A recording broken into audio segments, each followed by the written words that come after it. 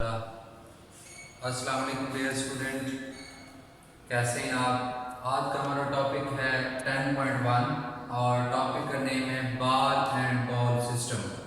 जैसा कि हमने लास्ट टाइम पढ़ा था सिंपल हार्मोनिक मोशन, ये ball and ball system example है। Ball and ball system is example of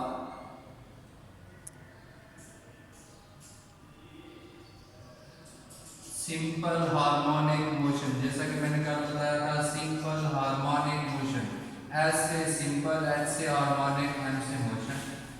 इसी को हम लेकर आगे चलेंगे। मैं एक बॉल लेता हूँ स्टूडेंट, ये एक बॉल है क्योंकि हमने बात की है बॉल एंड बॉल की। ये एक बॉल है स्टूडेंट, मैंने इस बॉल को इसके बॉल के सेंटर पर रखा है। इसका नाम मैंने कहा है ये है हमारे पास बॉल, और स्टूडेंट ये हमारे पास बॉल। मैंने इसके सेंटर पर बॉल रखी है, जिस सेंटर पर रखी है मैं इसे कहता हूं ओ पोजीशन। मीन कल मैंने बताया था मीन पोजीशन इसे कहते हैं स्टूडेंट, मीन पोजीशन। जब मैंने इसको बॉल रखी है स्टूडेंट, इस पोजीशन हम इसको कहते हैं कि ये हमारे पास at mean position. At mean position ball at rest. दूसरी बात स्टूडेंट मैं ये भी कह सकता हूं इन इक्विलिब्रियम। ये जो बॉल है ये रेस्ट में भी है, ये इन इक्विलिब्रियम में भी है। जब ये सेंटर ऑफ बॉल पर होता है, बॉल पर होता है, तो ये एट रेस्ट होता है। मैं बता दूंगा ये है एट रेस्ट, इस पर कोई भी फोर्स एक्ट नहीं कर रही। स्टूडेंट मैं इस बॉल को यहां से पिक करता हूं और मैं इस ए पोजीशन पर ले जाता हूं।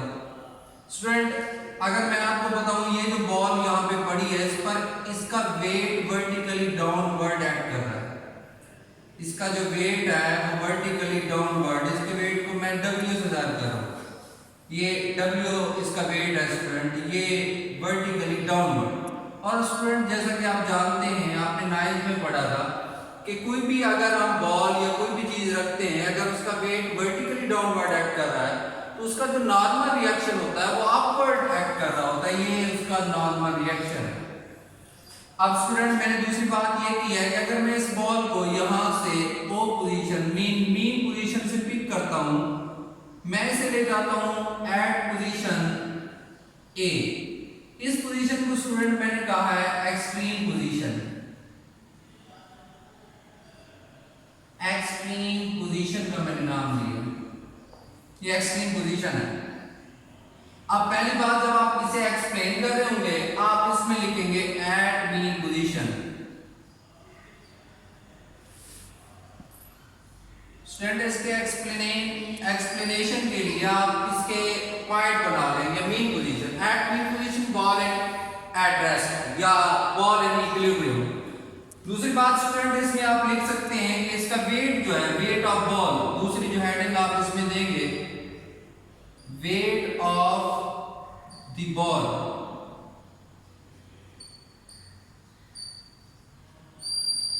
Wait of the ball vertically downward and normal reaction upward. Next आप बताएंगे इसमें at extreme position, at position A. जब आप इसे एक्सट्रीम पोजीशन पर ले जाते हैं स्टूडेंट, तो नेक्स्ट क्या होगा, इसमें यह है कि ये बॉल आप ब्रिंग करके एक्सट्रीम पोजीशन पर ले गए हैं, for a while, for a moment ये रेस्ट में आएगी। उसके बाद दोबारा बॉल जो है वो मूव करेगी toward mean position due to restoring force. इसमें जो हमारे पास ए पोजीशन पर आप ले गए थे, यहां से दोबारा जब इसकी जानिब आएगी तो रिस्टोरिंग फोर्स आप यहां पे बताएंगे,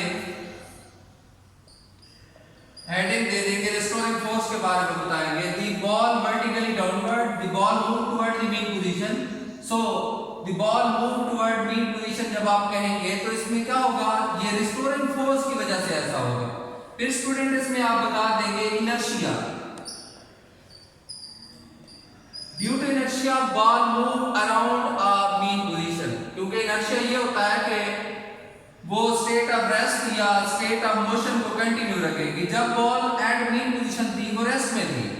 स्टूडेंट ये पड़ी रही है। जब हम इसको पिक करके गए ए पोजीशन पर, जब हमने छोड़ा है ड्यू टू रिस्टोरिंग फोर्स ये मूव करेगी, उसके अंदर इनर्शिया की प्रॉपर्टी लागू हो रही है। इनर्शिया की वजह से ये स्टॉप नहीं होगी, बल्कि ये अपनी जो आपके पास पोजीशन है उसको चेंज करेगी। मतलब ये कि मीन पोजीशन के around two and fro motion करेगी, ऑसिलेटरी मोशन करेगी। वो ऑलरेडी सिंपल हार्मोनिक मोशन है, इसकी वजह से इनर्शिया का जो प्रॉपर्टी है वो इस पर इंप्लीमेंट होगी। नेक्स्ट स्टूडेंट, अगर इसमें बताएंगे स्पीड, मैक्सिमम स्पीड किस पोजीशन पर होगी? स्टूडेंट एट मीन पोजीशन, इस पोजीशन के ऊपर जो बॉल आप लेकर गए थे ए पोजीशन पर, जब वो इधर से ए से मूव करते हुए ओ पोजीशन पर आएगी, उसकी जो स्पीड होगी वो मैक्सिमम होगी। और स्टूडेंट मिनिमम कब होगी? जब वो मूव करेगी फ्रॉम ओ टू ए और इस पोजीशन पर पहुंचेगी, इससे थोड़ा सा पहले वहां पे उसकी जो पोजीशन होगी वो हमारे पास जो स्पीड होगी वो मिनिमम स्पीड होगी। और सिमिलरली अगर वो बॉल इस जगह मूव करेगी मुराद बी पोजीशन पर, तो स्टूडेंट ये बी पोजीशन भी एक्सट्रीम पोजीशन है, और इस पोजीशन पर जब बॉल पहुंचेगी तो उसकी सिमिलरली मिनिमम स्पीड होगी। जस्ट मैक्सिमम स्पीड हमारे पास कहां पे वो अटेन करेगी? एट पोजीशन, हमारे पास कौन सी पोजीशन होगी? ओ पर वो मैक्सिमम स्पीड गेन करेगी, और जो बी पोजीशन है इस पर उसकी एट बी बी जो उसकी स्पीड होगी स्टूडेंट वो हमारे पास होगी मिनिमम, कम से कम होगी। और स्टूडेंट एनर्जी लॉस, आखिरी आप इसमें हेडिंग देंगे energy loss.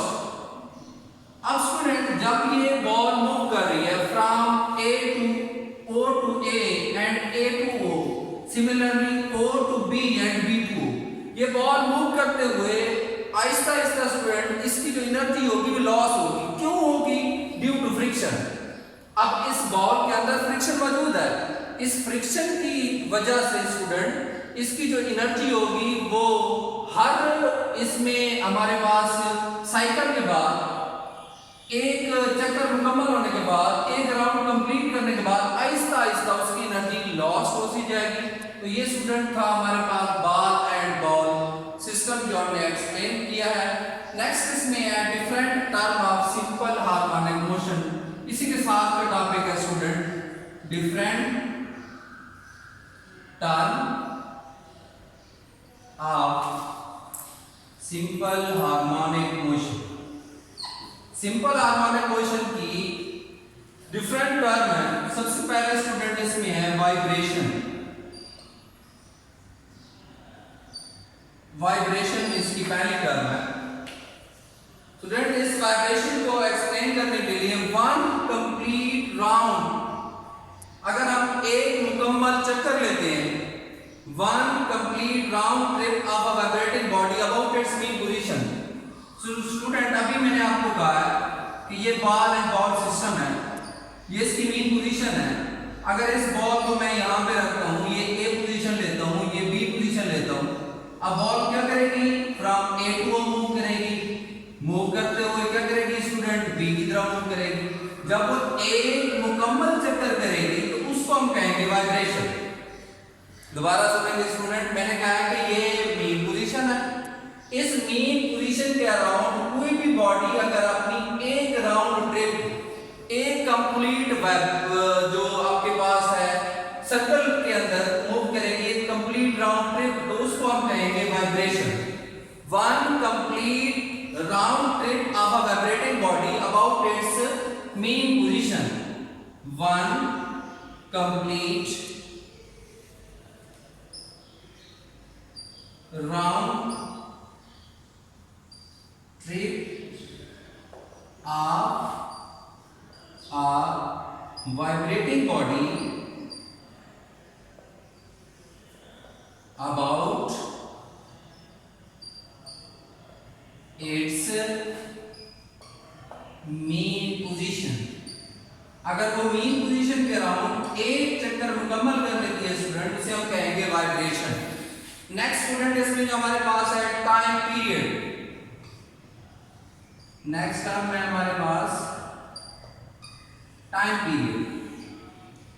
Time taken by the vibrating अब यही जो बॉडी थी हमारे पास, ये जितना टाइम एक राउंड ट्रिप मुकम्मल करने में करेगी, टाइम लेगी, उसको हम कहेंगे टाइम पीरियड।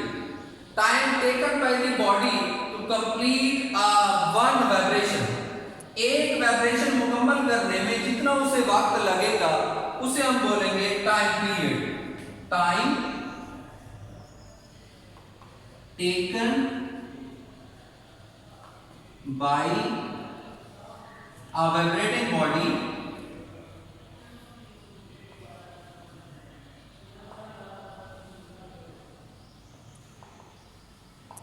अब ये टाइम जितनी भी लेगी, मैंने कहा कि टाइम टेकन, क्योंकि इसके अंदर मैंने ये मीन पोजीशन कही थी, मीन पोजीशन से एक्सट्रीम पोजीशन तक, ये मीन पोजीशन यहां तक एक राउंड कंप्लीट होगा। इसके कंप्लीट होने तक time taken by a vibrating body to complete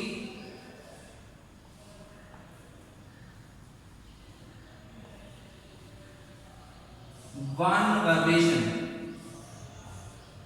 वो वक्त जिसमें हमारे पास कोई भी बॉडी एक वाइब्रेशन कंप्लीट करती है उसे हम टाइम पीरियड कहते हैं। Student, it is denoted by capital T, it is